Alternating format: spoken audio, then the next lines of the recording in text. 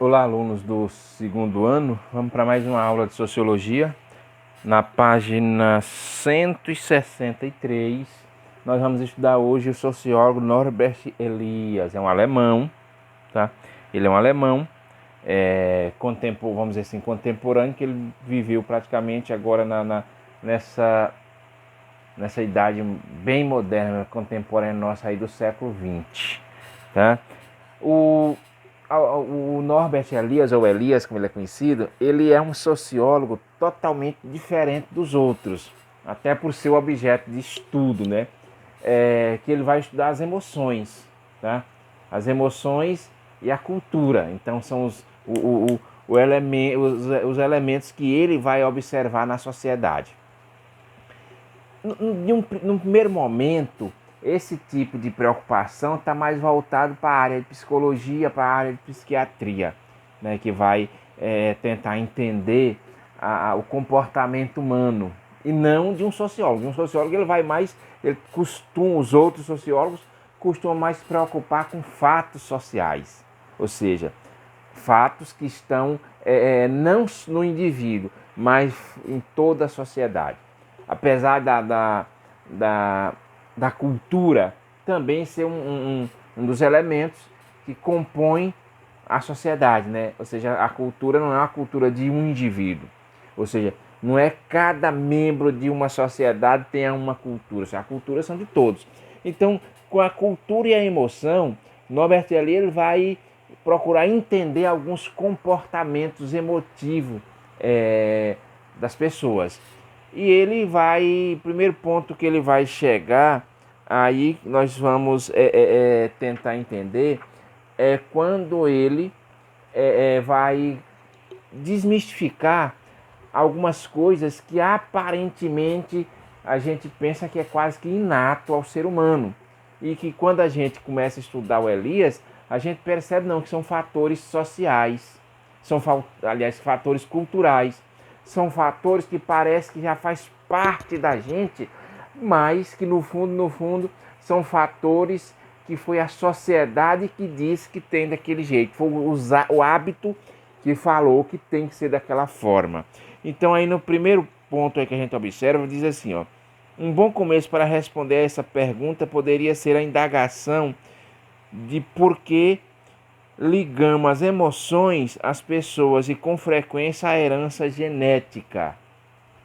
Ou seja, a questão da herança genética. Gente, existem algumas correntes hoje da própria biologia, das próprias ciências naturais e as ciências humanas, que essa questão genética ela vai ter muito pouca influência no comportamento social do indivíduo. Ou seja, a genética ela vai influenciar mais a parte biológica, tá? A parte biológica, mas na parte de caráter, de comportamento, hoje essas teorias do filho assim porque puxou para o pai, elas já estão um pouco arcaicas e ultrapassadas. Então, a gente costuma fazer essa ligação de dizer, fulano de tal tem determinado comportamento porque ele faz parte de tal família, tá? Elias ele vem derrubar isso aí. Ele diz que a cultura ela é sobreposta aos nossos instintos.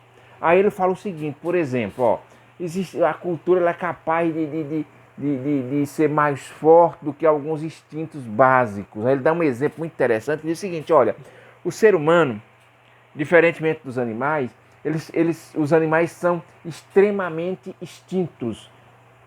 Eles agem por instinto, eles estão precisando de comer. Eu sempre brinco assim, você pode criar um leão, mas jamais deixa o leão com fome, senão você se transforma no almoço dele. Ele brinca com você, ele vai ser seu amigo até ele não estar com fome. Estando com fome, o instinto dele diz assim, é comida, é seu almoço. Já o ser humano não, o ser humano, ele é educado, por exemplo, numa festa de casamento, qual é o exemplo que ele dá, mesmo ser humano estando com fome, ele é capaz de esperar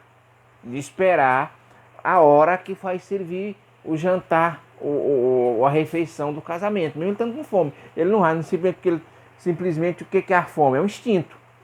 é algo instintivo. O ser humano não controla a fome, de não sentir fome.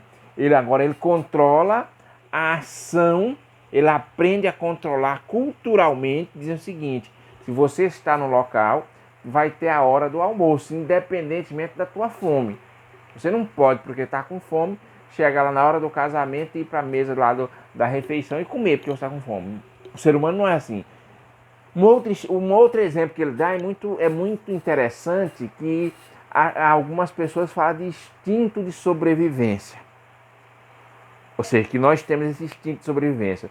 Mas em algumas situações, quando o ser humano ele é treinado, ele é culturalmente levado a ter determinadas ações, até mesmo a vida, até mesmo a morte dele, se passa a ser algo que é superável. O instinto de sobrevivência, e ele vai e se mata.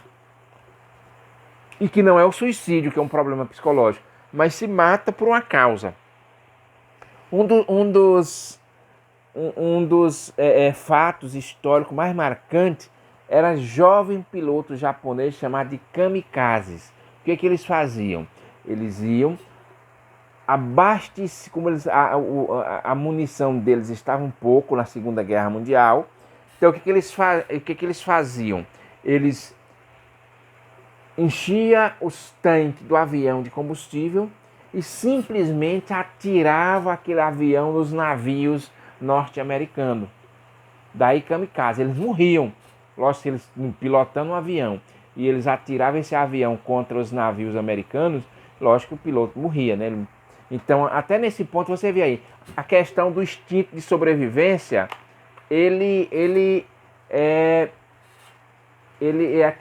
até mesmo ele é superado pela cultura.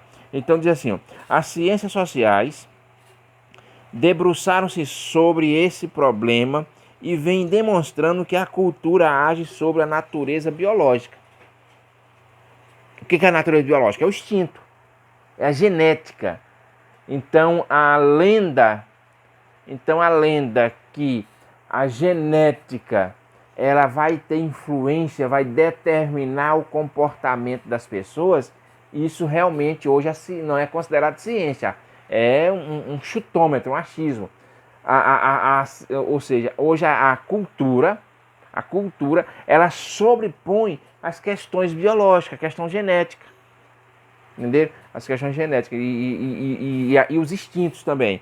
Então o que diz aí, ó? Isso significa que somos entes culturais, ou dito de outra forma, que a cultura é nossa segunda natureza. Tá? Ou seja, ela está sobressaindo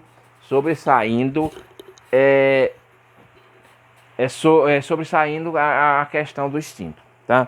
Diz assim, a cultura criou, ou seja, interessante isso aqui, ó. Diz assim, a cultura criou tecnologia e equipamentos como lança, a carroça, o carro e o ônibus espacial, com a ajuda dos quais os seres humanos vêm aumentando sua capacidade. O ser humano, culturalmente, o que ele faz? Ele tem a capacidade de, através das questões, das suas limitações, por exemplo, o ser humano, ele jamais ele vai conseguir andar numa velocidade como um tigre ao perseguir uma presa. Ele não vai conseguir atingir essas velocidades dos animais. No entanto, o que ele faz? Ele não pode comer. Ele criou o carro, ele criou um foguete, ele criou algo que substitui a tecnologia, que substitui as suas necessidades e termina, não é nem necessidade, sobrepõe suas fragilidades. A tecnologia vem para ajudar o ser humano a superar suas fragilidades. Por exemplo, ele não consegue correr igual um animal.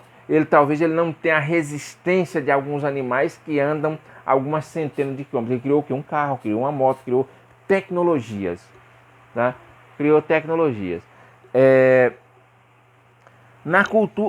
Mas a cultura também modela nossas emoções, mesmo aquelas que julgamos mais instintivas, Os animais são programados por seus instintos, reagindo imediatamente diante de ataques imprevistos. Os seres humanos não. Os seres humanos eles controlam. Os seres humanos eles têm a capacidade de controlar os instintos deles. A cultura nos possibilita, além da natureza, ou seja, a cultura nos possibilita ir além da natureza.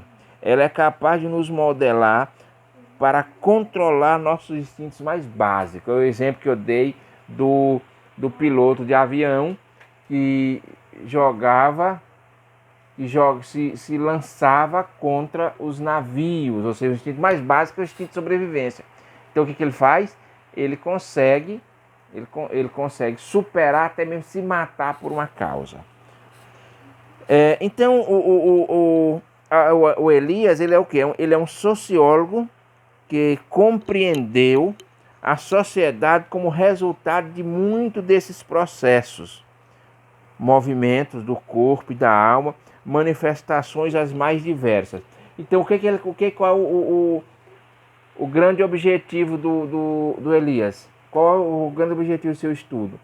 Enquanto que os outros sociólogos eles se preocupavam com fatos sociais, ele começou a observar as pessoas individualmente, o seu comportamento emotivo, emocional. Tá bom, gente? Aqui é encerra a nossa aula por aqui.